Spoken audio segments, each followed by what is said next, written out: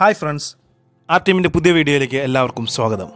ഇന്ന് ഞാൻ നിങ്ങൾക്ക് പരിചയപ്പെടുത്തുന്നത് വളരെ ഇൻട്രസ്റ്റിംഗ് ആയിട്ടുള്ള കാര്യമാണ്. അതായത് നമ്മൾ റോയൽ ലവേഴ്സിന് ഏറ്റവും കൂടുതൽ മനസ്സിന് സുഖം തരുന്നൊരു ടോപ്പിക്കാണ്. അതായത് ഈ 2018 നടന്ന ഇക്മ മിലൻ ഷോയിൽ നമ്മുടെ റോയൽ എൻഫീൽഡ് ഒരു അടാറ് ഐറ്റത്തെ ഒന്ന് പ്രസൻറ്റ് ചെയ്തു. അതായത് ഇപ്പോൾ മാർക്കറ്റിലേക്ക് വേണ്ടിയല്ല, പക്ഷേ ആ ഷോയ്ക്ക് വേണ്ടി ഒരു അടാറ് ഐറ്റം പ്രസൻറ്റ് ചെയ്തു. അപ്പോൾ അതിനെക്കുറിച്ചുള്ളൊരു ഡീറ്റെയിലാണ് ഞാൻ നിങ്ങളോട് ഷെയർ ചെയ്യാൻ പോകുന്നത്. അപ്പോൾ എൻ്റെ ഈ വീഡിയോ നിങ്ങൾക്ക് ഇഷ്ടപ്പെട്ടാൽ തീർച്ചയായിട്ടും സബ്സ്ക്രൈബ് ചെയ്യുക, സൈഡിലുള്ള ബെല്ലൈക്കൺ അമർത്തുക. എന്നെ ഇതേവരെ സപ്പോർട്ട് ചെയ്ത നമ്മുടെ ആർ ടി എമ്മിൻ്റെ ലവേഴ്സ് തീർച്ചയായിട്ടും വീണ്ടും നിങ്ങളുടെ സപ്പോർട്ട് തുടരുക, മറ്റുള്ളവർക്ക് ഷെയർ ചെയ്യുക.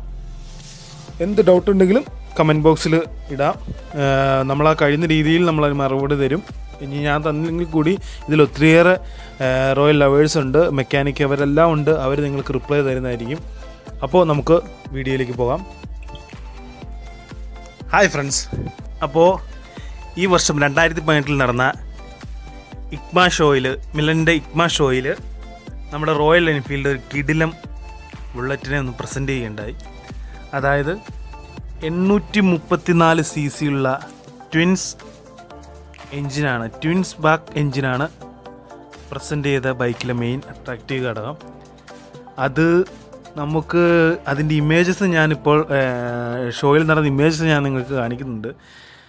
തീർച്ചയായിട്ടും റോയൽ എൻഫീൽഡ് ലവേഴ്സിന് ഇത് തീർച്ചയായിട്ടും സന്തോഷമുള്ളതാണ്. കാരണം ഈ ഇറങ്ങിയ ഹാളിയും ഉള്ള ബൈക്കുകളുടെ ഇടയിൽ തീർച്ചയായിട്ടും ഞെട്ടിച്ച് കളഞ്ഞു എൻഫീൽഡ്. കാരണം ലുക്കിലും പെർഫോമൻസിലും ഇതേവരെ ഇറങ്ങിയ ബൈക്കുകളിൽ, അല്ലെങ്കിൽ ഇതേവരെ ഇറങ്ങിയ ബുള്ളറ്റുകളിൽ വേറെ ബ്രാൻഡ് എടുത്ത് നോക്കിയോട്ടെ, കിടപിടിക്കാമെന്ന് മാത്രമല്ല, ഇതിലെ ട്വിൻസ് പാർക്ക് ടെക്നോളജിയുടെ വേറൊരു പുതിയ ടെക്നോളജി ഉണ്ട്. അതിൽ ഇന്നേ വരെ ഒരു ബൈക്ക് ഇറങ്ങിയിട്ടില്ല എന്നാണ് പറയുന്നത്. പക്ഷേ ഇത് മാർക്കറ്റിലേക്ക് വേണ്ടി ഇറക്കിയ ഒരു ഡിസൈൻ അല്ല.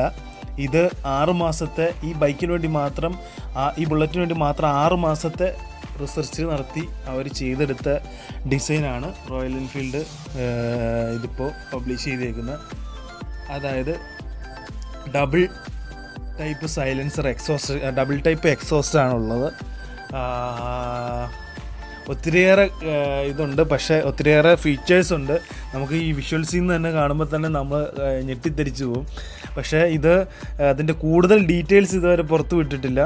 പക്ഷേ ഇതെന്തായാലും മാർക്കറ്റിലേക്ക് ഡിസൈനായിട്ട് ഇപ്പോൾ മാർക്കറ്റിലേക്ക് പുറത്തേക്ക് വിടുന്ന ഒരു മോഡലല്ല എന്നാണ് പറഞ്ഞിരിക്കുന്നത്.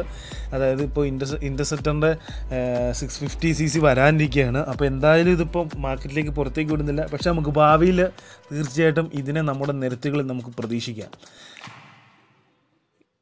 ആദ്യം ഞാൻ ഇത് കണ്ടപ്പോൾ പുറത്തെ ഏതോ ഒരു ബ്രാൻഡ്, പുറത്തെ ഏതോ ഒരാൾ ഓടിക്കുന്ന ടൈപ്പ് ഒരു വണ്ടിയാണെന്നാണ് വിചാരിച്ചത്. പക്ഷെ പെട്ടെന്ന് സൈഡിൽ റോയൽ എൻഫീൽഡിൻ്റെ പേര് കണ്ടപ്പം അപ്പോഴാണ് ഞാനിത് ശ്രദ്ധിച്ചത്. തീർച്ചയായിട്ടും റോയൽ എൻഫീൽഡ് ലവേഴ്സിന് അഭിമാനിക്കാവുന്നൊരു മോഡൽ തന്നെയാണിത്. അപ്പോൾ നമുക്ക് ഈ വണ്ടി നിരത്തിൽ വരുന്നതിന് വേണ്ടി വെയിറ്റ് ചെയ്യാം. Thank you guys. Signing out from RTM.